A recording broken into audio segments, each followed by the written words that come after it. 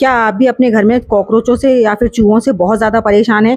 इनके लिए आप मच्छर हैं, चूहे हैं, मक्खियाँ हैं या फिर आपके घर में छिपकलियाँ हैं, इन सब से अगर आप भी बहुत ज़्यादा परेशान हैं तो आज की इस पावरफुल रेमेडी को ज़रूर आज़माइए, क्योंकि इनसे इतना ज़्यादा आतंक हो जाता है कि ना तो हम सो पाते हैं, ना खा पाते हैं, और कई बार जब घर में छोटे बच्चे होते हैं या बुज़ुर्ग होते हैं तो साँस की दिक्कत भी बनी रहती है। और मच्छरों को मारने के लिए, भगाने के लिए तमाम सारी कॉइल्स, रिफिल्स, रैकेट्स वगैरह बहुत सारी चीज़ें आती हैं। लेकिन आज मैं आपके साथ एक ऐसा देसी तरीका शेयर कर रही हूँ जिसके लिए आपको 1 भी रुपए का कोई भी सामान लेकर नहीं आना है और आप अपने घर से छिपकली, कॉकरोच, मच्छर, मक्खी सबको बहुत ही आसानी से भगा सकते हैं। और इसके लिए आपको कुछ भी नहीं चाहिए। जो सड़क के किनारे पर बहुत ही आसानी से और बहुत ही आम सा दिखने वाला ये जो पौधा होता है, इसे हम आग का पौधा कहते हैं।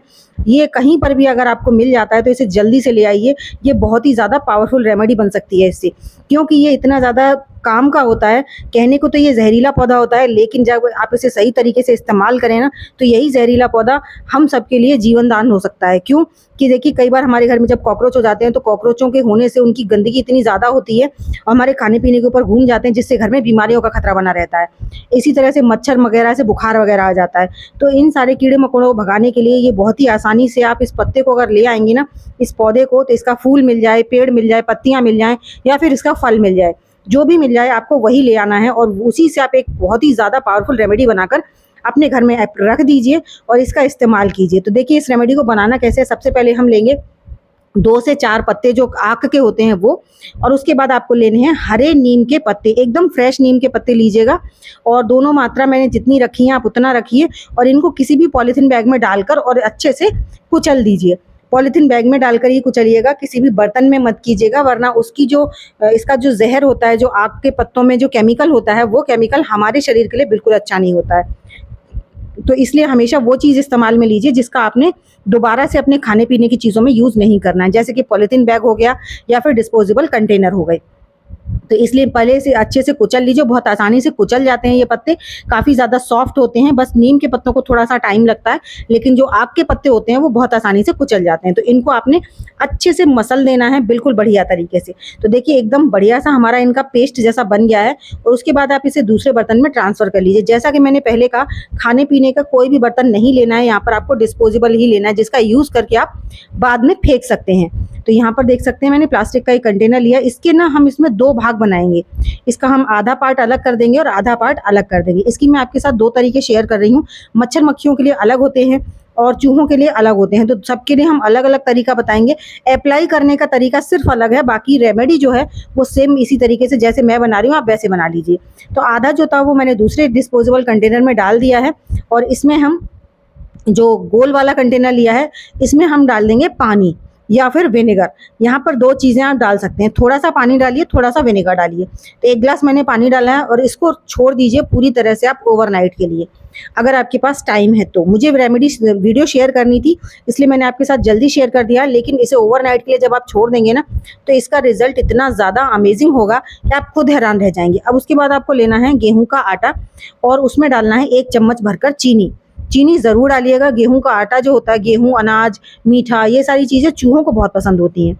साथ ही साथ थोड़ा-सा इसमें देसी घी डाल दीजिए। अगर देसी घी नहीं है तो आम आपके घर में जो भी घी खाया जाता है, ऑयल खाया जाता है, कुकिंग ऑयल, वही डाल दीजिए। लेकिन ऑयल डालना ज़रूर है, उसका रीज़न है, मैं वो भी आगे आपको बताऊँगी। ऐसा नहीं है कि हम चूहों को अट्रैक्ट करने के लिए इसे डाल रहे हैं। चूहे तो गेहूँ के आटे से भी अट्रैक्ट हो जाएँगे, लेकिन घी हम इसलिए डालते हैं ताकि जब हम इसका इस्तेमाल करें तो ये लंबे समय तक सॉफ्ट बनी रहे। अगर आप इसमें ऑयल नहीं डालेंगे तो ये बहुत जल्दी सूख जाएगा और सूखने की वजह से फिर इसे जब हार्ड हो जाएगा तो चूहे इसको नहीं खाएँगे। इसीलिए यहाँ पर आपको ऑयल डालना ज़रूरी है ताकि इसकी सॉफ्टनेस बरकरार रहे। और इसका एक सॉफ्ट सा डो बनाकर तैयार कर लीजिए। थोड़ा-थोड़ा सा पानी, ज़्यादा पतला भी नहीं होना चाहिए डो और ज़्यादा हार्ड भी नहीं होना चाहिए। तो देख सकते हैं, बस इस तरीके से मैंने सॉफ्ट सा डो बनाकर तैयार कर लिया है। जब तक मैं इस आटे को लगाकर तैयार कर रही हूँ, तब तक आप प्लीज़ मुझे कमेंट करके ज़रूर बताइएगा कि आप मेरी वीडियो किस गाँव या किस शहर से देख रहे हैं, ताकि मैं आपको थैंक्स कर सकूँ। साथ ही साथ ये भी बताइएगा कि क्या आपने कभी कोई देसी तरीका आज़माया है चूहों को भगाने के लिए? मच्छर, चूहे, छिपकली, कॉकरोच अगर नहीं आज़माया तो एक बार मेरे कहने से इसे ज़रूर अप्लाई कीजिए। ये 101% काम करता ही करता है। तो इसके बाद ना आपको आटे को इस तरह से छोटी-छोटी सी पूड़ियाँ बेल लेनी है अपने हाथों की मदद से और उसके अंदर ये जो मटेरियल है हमारे आक के पत्तों का और नीम के पत्तों का, इसे इनके अंदर फिल कर देना है। जैसे हम कचौड़ी वगैरह के लिए बनाते हैं ना, बस उसी तरीके से। या ब्रेड पकौड़े वगैरह जो भी बनाते हैं, उससे मतलब हमारा कहने का ये है कि आपको स्टफ़ बॉल बनाकर तैयार करनी है। लेकिन बॉल बनाते समय इस चीज़ का ध्यान रखिएगा, बाहर की साइड ये आग के पत्ते नहीं लगने चाहिए, वरना चूहे बहुत ज़्यादा तेज़ होते हैं, हमसे भी कई ज़्यादा तेज़। तो अगर उनको ज़रा सा भी एहसास हो गया ना कि इसके अंदर कुछ गलत है, तो वो इसे नहीं खाएँगे और आपकी रेमेडी जो है रखना फ़ेल हो जाएगा। तो जब भी इन्हें बना रहे हैं तो थोड़ा केयरफुली बंद कीजिए और ऊपर से इन्हें बिल्कुल गोल कर दीजिए, चिकना कर दीजिए। और इनका कैसे अप्लाई करना है वो मैं आपको आगे शेयर करूँगी।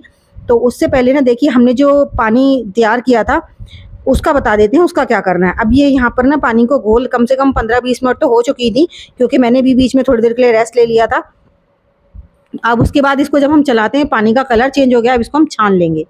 छानना इसलिए ज़रूरी है क्योंकि हम इसका स्प्रे बॉटल में इस्तेमाल करेंगे। अगर आप इसे नॉर्मल किसी भी पानी की बॉटल में भर रहे हैं तो इसमें आपको छानने की आवश्यकता नहीं है और आपको रेस्ट करने के लिए भी छोड़ने की ज़रूरत नहीं, क्योंकि आप उसी बॉटल में छोड़ दीजिए इस सारे मटेरियल को। और इसका ना आसानी से यूज़ ऐसे हो सकता है कि आप नॉर्मल पानी वाली बॉटल में भर लीजिए इसको और उसके बाद उसके ढक्कन में होल्स कर दीजिए, जिससे क्या होगा कि वो आराम से पानी निकल भी जाएगा और ये सारे पत्ते उसमें पड़े भी रहेंगे। अब मैं इसे स्प्रे बॉटल में भर रही हूँ। स्प्रे बॉटल में भरने के बाद में इसका यूज़ कहाँ-कहाँ पर कैसे-कैसे करना है, वो सब कुछ मैं आगे शेयर करूँगी। तो वीडियो को एंड तक देखिएगा। वीडियो ज़रा भी अच्छी लगे और चैनल पर अभी तक सब्सक्राइब नहीं किया है तो प्लीज़ चैनल को भी सब्सक्राइब कर लीजिएगा। साथ ही साथ मुझे कमेंट कर ज़रूर बताइएगा कि आप मेरी वीडियो किस गाँव या किस शहर से देख रहे हैं।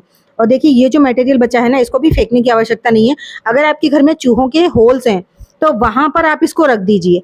इसकी महक इतनी ज़्यादा हार्ड होती है कि चूहे ना उस जगह से दोबारा आने की गुस्ताखी भी नहीं करेंगे। तो यहाँ पर हमने पानी को इसमें भर लिया है और जो हमारी बॉल्स थी वो हमने साइड में रख दी हैं। तो चलिए इनका इस्तेमाल कैसे कर लेते हैं वो देख लेते हैं। सबसे पहले हम क्या करेंगे, तो जो हमारी स्प्रे है ना, इसका आप हमेशा रात के समय पर जब आपका किचन श्रिंक बंद हो जाता है, अपनी श्रिंक में ज़रूर स्प्रे कर दीजिए, क्योंकि कॉकरोच यहीं से आते हैं। या फिर आपको लगता है जहाँ पर भी आपके इस घर में कॉकरोचेज़ का रहना है, वहाँ पर इस पानी की स्प्रे कर दीजिए। मच्छरों का है या फिर छिपकलियों का है, तो वहाँ पर आपको इस पानी की स्प्रे करनी है। और डरिए मत इस पानी से, ना तो दाग लगते हैं, ना कोई केमिकल रहता है, कुछ नहीं रहता है। लेकिन हाँ, उस जगह पे कीजिए जहाँ पर भी गंदगी रहती है, जहाँ पर कॉकरोच वगैरह रहते हैं, उस जगह पर। जहाँ पर आपके बच्चों का खाना पीना है वहाँ पर मत कीजिए। जैसे कि कहीं पर खाली खुला नाली वगैरह होती है वहाँ पर कर दीजिए, या फिर आपके इंडोर प्लांट्स हैं, आउटडोर प्लांट्स हैं, वहाँ पर मच्छर बहुत ज़्यादा हो जाते हैं, वहाँ पर कर दीजिए। आपका गार्डन एरिया है, हर उस जगह पे कर दीजिए। तो पर्दों के पीछे कर दीजिए, बेड के पीछे कर दीजिए, सोफ़ों के पीछे कर दीजिए, क्योंकि ये मच्छर होते हैं या कॉकरोच हों, ये हमेशा ऐसी जगहों पर छिपते हैं जहाँ पर भी हमारी नज़र नहीं जाती है, या फिर सीलन रहती है, या फिर ढका रहता है। तो आपको हर उस जगह पर स्प्रे कर देनी है। और ये जो बॉल्स हैं, ये बॉल्स आपने हर उस जगह पे डालनी है जहाँ पर भी आपको लगता है आपके घर में चूहों का आना जाना है।